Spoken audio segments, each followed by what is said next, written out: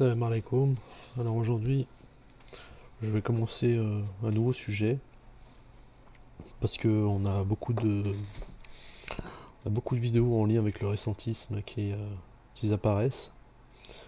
Alors le récentisme, c'est quoi? C'est une pseudo-science entre guillemets qui remet en cause l'histoire telle qu'elle nous a été rapportée, en partant du postulat qu'un fragment de l'histoire a été inventé. Euh, Ce qui est bien sûr vrai et faux. Pour la simple et bonne raison que le récentisme, enfin c'est faux pour la raison que le récentisme s'attaque à une micro-partie de l'histoire, comme si bon, une partie était fausse et tout le reste était vrai, ce qui est absolument faux. Aucune partie de l'histoire n'a été cachée. En revanche, ce qu'on peut dire, c'est que il y a eu des falsifications, il y a eu des vols des vols d'écrits qui ont été renommés et puis sortis de leur contexte historique pour les transférer à un autre contexte historique afin de comment dire de s'approprier les acquis en science des autres civilisations afin de se les accaparer. Donc des anachronismes dans les écrits. Il y a eu aussi une tentative de supprimer les traces civilisationnelles, notamment, euh, ça a toujours lieu d'ailleurs, les traces civilisationnelles grâce à l'archéologie, qui est une science qui apparaît dès, dès la fin du XVIIIe siècle, avec une tentative donc de supprimer toutes les traces civilisationnelles des autres peuples pour mettre de nouvelles preuves, afin d'asseoir, si vous voulez, euh, l'existence d'une civilisation dominante et de nier les civilisations perdantes. Je ne nommerai pas ces civilisations pour la simple et bonne raison qu'il suffira de faire vos propres recherches pour trouver quelle est actuellement la civilisation dominante et quelle est la civilisation perdante parmi les deux grandes civilisations. Donc voilà, ça c'est le premier point sur le récentisme. Ensuite, des falsifications, on en a eu euh, au niveau de la science, notamment de la physique, afin d'asseoir, comment dire, une légitimité sur une légitimité civilisationnelle et notamment de croyance. Donc aujourd'hui, la, comment dire, la théorie dominante est le matérialisme et les, donc le matérialisme scientifique, hein, aussi bien dans le domaine de la psychologie, de la médecine, que de la physique et de la mathématique, où une part de l'esprit, enfin, où l'esprit est nié, où le spirituel est nié, au profit total et radical du matérialisme. Donc autour de cette science, on va avoir euh, des appuis historiques, on va avoir des appuis de textes et de découvertes archéologiques qui vont appuyer ces théories scientifiques matérialistes afin de donner du crédit. C'est-à-dire, là, on va parler d'évolutionnisme, de darwinisme, etc. Alors ça, c'était une petite introduction. Aujourd'hui, moi, je vais tenter de m'appuyer, par exemple, sur une falsification de l'histoire. Je vais parler des pharisiens. Donc, pour comprendre le phénomène pharisien qui est devenu, bien sûr, une insulte au fil du temps, donc des juifs hypocrites qui refusent le message de Jésus et qui font en sorte de le vendre pour quelques pièces, aux Romains. Et ça, on retrouve ces choses-là dans les écrits bibliques, et notamment dans les discours d'évangélistes ou bien de catholiques. Si bien que, repris à travers les films, à travers de nombreux clichés, cela est devenu une vérité. Mais est-ce que la vérité historique, les gens la connaissent? Je n'en suis pas sûr.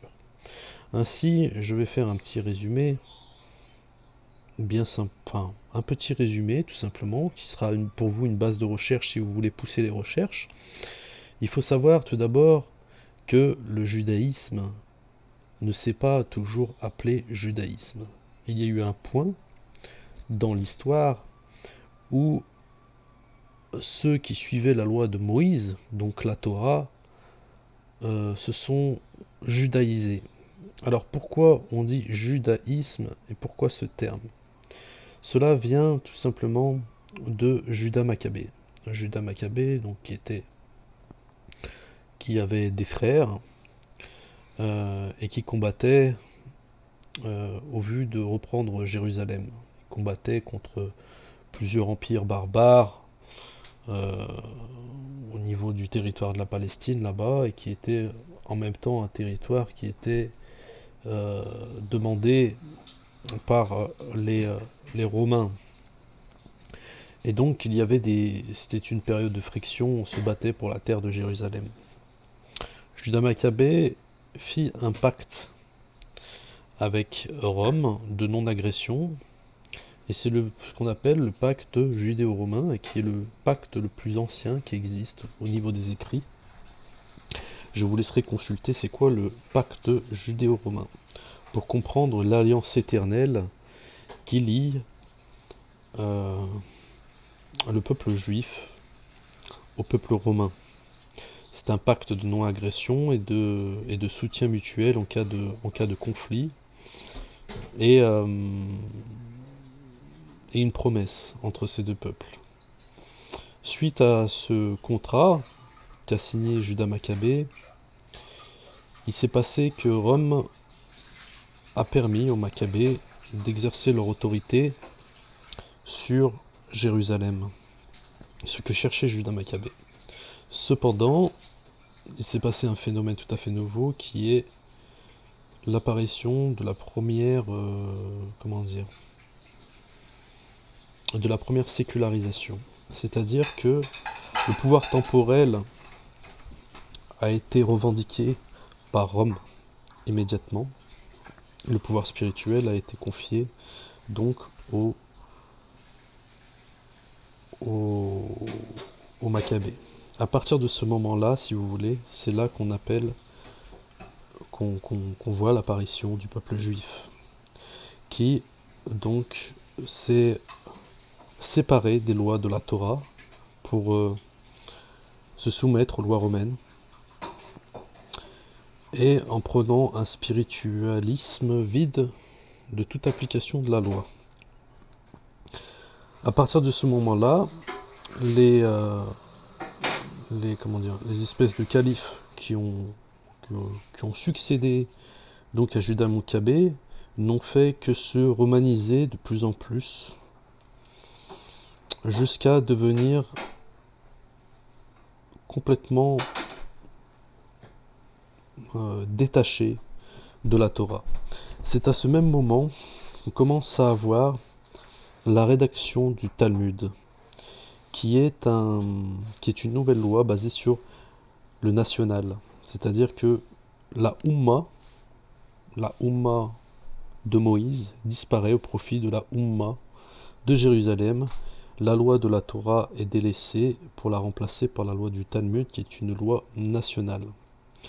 Donc on a une scission qui s'opère au niveau des Juifs. D'un côté, on a les pharisiens, attachés à la tradition orale, c'est-à-dire, entre guillemets, la sunna de Moïse, qui permet de pouvoir édicter des lois temporelles. Et on a les Asmonéens, donc les Juifs hellénistes, donc on va plutôt appeler les Sadducéens, qui eux se sont judaïsés et romanisés. à 100% et qui ne prônent plus les lois de la Torah, mais qui sont pour comment dire, euh, une mixité des mœurs entre, le culte abrahamique, on va dire, et le culte gréco-romain. Donc en fait, si vous voulez, à partir du moment où Jésus est arrivé, il a commencé à prêcher envers son peuple. Et qui est son peuple? Son peuple, c'est tout simplement les pharisiens. Ce sont eux qui étaient attachés à la tradition orale, qui étaient attachés à la Torah, et qui se soumettaient, malgré eux, aux lois romaines, et à la culture qui leur a été imposée par les hellénistes et les asmonéens. Et donc, Jésus prêcha auprès de ce peuple-là pour leur dire qu'ils devaient rendre à César ce qui appartient à César et à Dieu ce qui appartient à Dieu, c'est-à-dire qu'ils devaient appliquer la loi et non pas délaisser la loi pour ressembler aux Asmonéens, donc ceux qui se sont romanisés, judaïsés.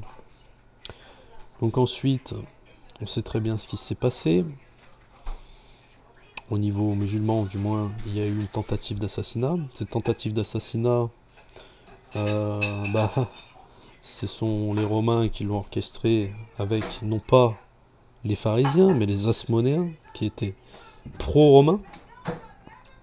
Et les pharisiens, eux, ont suivi Jésus pour la plupart et ont prêché son discours et ont tenté de fuir les agressions.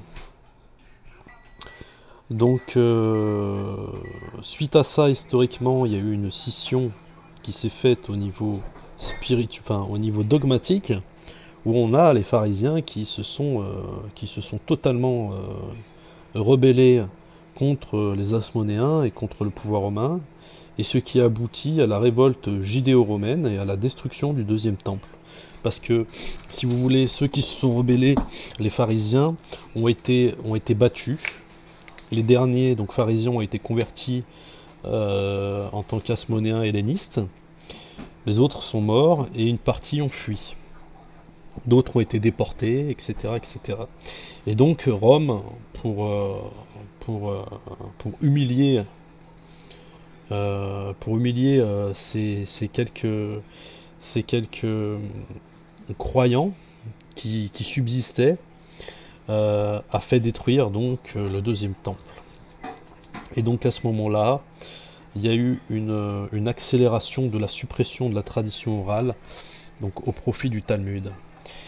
Et lorsque l'on regarde donc les écrits bibliques, on se rend compte qu'en fait l'histoire est totalement inversée.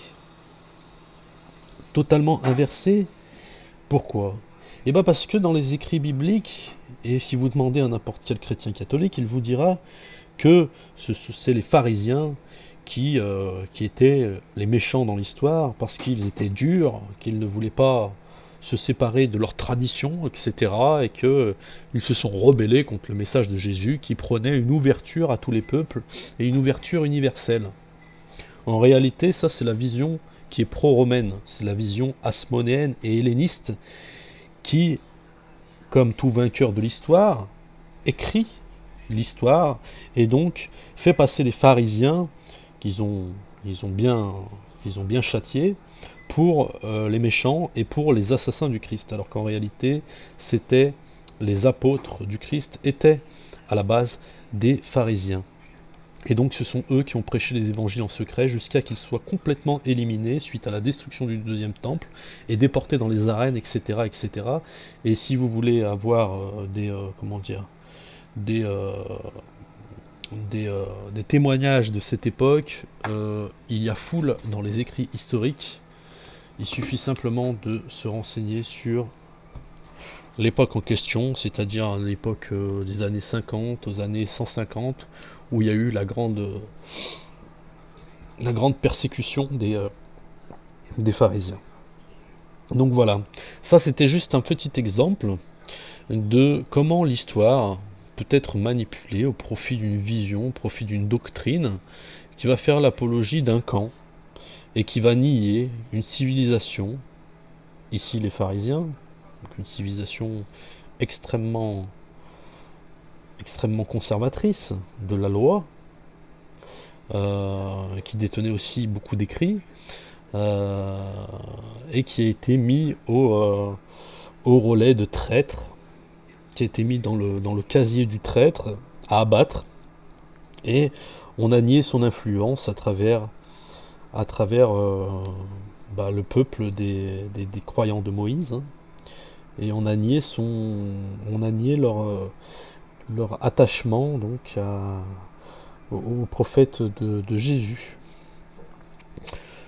Donc voilà pour ce premier, ce premier tome, on va dire, sur la falsification de l'histoire. Je fais des petites recherches pour essayer de déblayer des moments clés qui nous permettent de comprendre les choses telles qu'elles sont aujourd'hui. C'est-à-dire que aujourd'hui, par exemple, il y a un domaine, les Juifs. Voilà. On voudrait nous faire voir les Juifs d'une certaine façon, d'une certaine manière, alors qu'en réalité, l'histoire est témoin de beaucoup de choses qui nous permettent d'avoir des nuances, et qui nous permettent donc d'ouvrir un dialogue, un débat et d'avancer vers la vérité.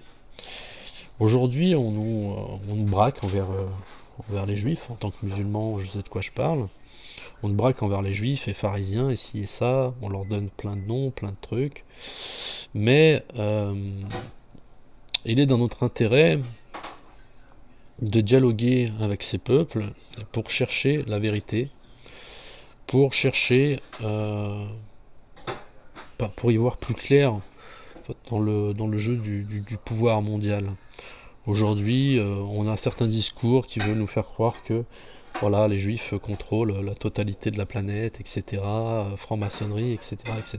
C'est pas aussi simple que ça. C'est pas aussi simple que ça parce que déjà, il faut prendre en compte les alliances historiques. Il faut prendre certains phénomènes.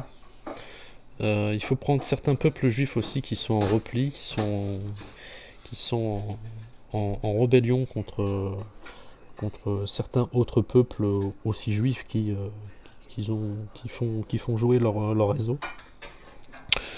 Voilà, c'est comme chez les juifs, ça se passe finalement comme chez les musulmans. Il y a différents courants, différentes sectes, etc. Il y en a qui ont pris le dessus, il y en a qui tirent les ficelles, il y en a d'autres qui subissent.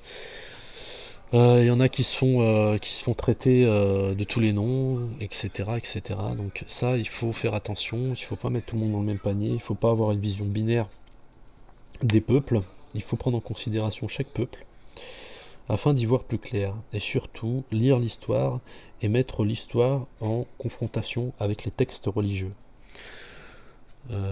Voilà.